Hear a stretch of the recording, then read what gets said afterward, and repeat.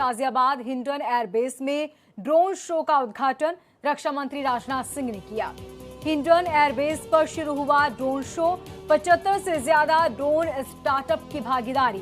Air force को पहला C-295 MW drone मिला है। ये बड़ी जानकारी आपको बता रहे हैं। एयरफोर्स को पहला C-295 MW विमान दिया जाएगा और इसका उद्घाटन रक्षा मंत्री राजनाथ सिंह ने किया है। तस्वीरें आप देख रहे हैं, गाजियाबाद की ये तस्वीरें। भारतीय वायुसेना की ताकत अब दोगुनी हो जाएगी। वायुसेना के बेड़े में C-295 एयरक्राफ्ट को शामिल करेंगे रक्षा मंत्री राजनाथ सिंह। रक्षा मंत्री राजनाथ सिंह ने लिखा, 25 सितंबर यानी कि आज एक ड्रोन प्रदर्शनी सह प्रदर्शन कार्यक्रम में हिस्सा ले रहा हूं। गाजियाबाद में रहूंगा। हिंडन एयरबेस पर भारतीय वायुसेना के पहले C-295 मेगावाट परिवहन विमान के अनावरण समारोह में भी शामिल रहूंगा और इसके लिए काफी उत्सुक हूं। ये सीधी तस्वीरें गाजियाबाद की। ये विमान लगातार 11 घंटे तक उड़ान भरने में सक्षम है। ईंधन भरने के लिए इसे लैंड करना जरूरी होगा, यानी इसे हवा में भी रिफ्यूल किया जा सकता है। जब भी अक्सर विमानों में ईंधन भरा जाता है तो हवा में इसे भर पाना मुश्किल होता है, लेकिन ये विमान ऐसा कर सकेगा, यानी हवा में ईंधन को भरा जा सकेगा। इस विमान को पहाड़ी इलाकों में भी बड़ी आसानी से लैंड किया जा सकता है। ये विमान 9,250 किलो तक वजन उठाने में सक्षम रहेगा। और ये तस्वीरें आप देख रहे हैं विमान की। इसकी खासियत आपने जानी, 11 घंटे तक लगातार ये उड़ान भर सकता है। 9,250 किलो तक का वजन ये बेहद आसानी से उठा पाएगा, जो कि बहुत ज्यादा होता है। इसी के साथ अगर इसमें ईंधन कम होता है या खत्म होता है तो हवा में ही इसे भर पाना मुमकिन हो जाएगा। इस विमान को टेक ऑफ करने के लिए केवल 844 से 934 मीटर लंबे रनवे की जरूरत है और लैंड कराने के लिए महज 420 मीटर रनवे की जरूरत होगी।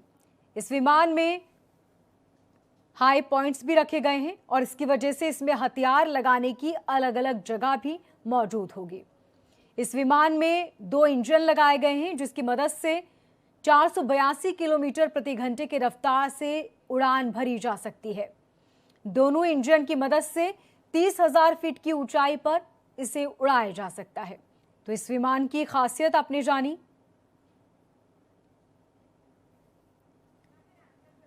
ये सीधी तस्वीरें आप देख रहे हैं। अब एयरफोर्स को C-295 MW विमान मिल चुका है। रक्षा मंत्री राजनाथ सिंह यहां पहुंचे। ये सीधी तस्वीरें आप देख रहे हैं। अब भारत की ताकत में इजाफा होगा। आज वायुसेना में शामिल हुआ C-295 एयरक्राफ्ट। भारतीय वायुसेना की ताकत अब यूं समझिए कि डबल होने वाली है।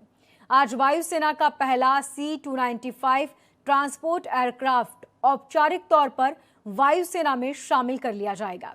रक्षा मंत्री राजनाथ सिंह गाजियाबाद के हिंडन एयरबेस पर पहुंचे हैं और समारोह में ये विमान एयरफोर्स को दिया जा रहा है। इसके साथ ही रक्षा मंत्री राजनाथ सिंह आज भारत ड्रोन शक्ति 2023 का उद्घाटन भी करेंगे और ये उद्घाटन भी उन्होंने किया है। ये तस्वीरें आप देख रहे हैं। तो पहला प्रोग्राम C-295 को औपचारिक रूप से एयरफोर्स में शामिल करने का है। ये विमान स्पेन से 6,854 किलोमीटर की दूरी तय करके 20 सितंबर को ही वडोदरा पहुंच चुका है। आज एयरक्राफ्ट वडोदरा से उड़ान भर के हिंडन एयरबेस पर पहुंचा। इस एयरक्राफ्ट की सबसे खास बात यह है कि ये 1 किलोमीटर से भी छोटे रनवे पर बहुत आसानी से उड़ान भर सकेगा। अक्सर इस तरह के विमानों को उड़ान भरने के लिए बहुत ज्यादा बड़ा रनवे चाहिए होता है, लेकिन ये बहुत ही छोटे रनवे में भी उड़ान भर सकेगा बहुत आसानी से। लैंडिंग के लिए इसे केवल 420 मीटर का रनवे चाहिए। इसका मतलब ये है कि अभी दुर्गम पहाड़ी इलाकों और आयरलैंड पर भी एयरफोर्स सीधे सैनिकों को उतार पाएगा। ऐसे में इस तरह के इलाके जो होते हैं वहां पर भी पहुंचने में ये विमान बहुत आसानी से काम करेगा और एक बार फिर से हमारे जवानों को इससे काफी मदद मिलेगी, तो भारत की ताकत बढ़ेगी और ऐसे में चीन पाकिस्तान की घबराहट होना भी लाजमी है। ये विमान आत्मनिर्भर भारत की पहचान बनने जा रहा है। अब तक इस विमान की कंपनी एयरबस बनाती है, लेकिन इसे भारत में ही बनाया जाएगा। भारत ने 2 साल पहले 21,935 करोड़ रुपए में 56C-295 एयरक्राफ्ट खरीदने का समझौता Airbus space and defence company के साथ किया था।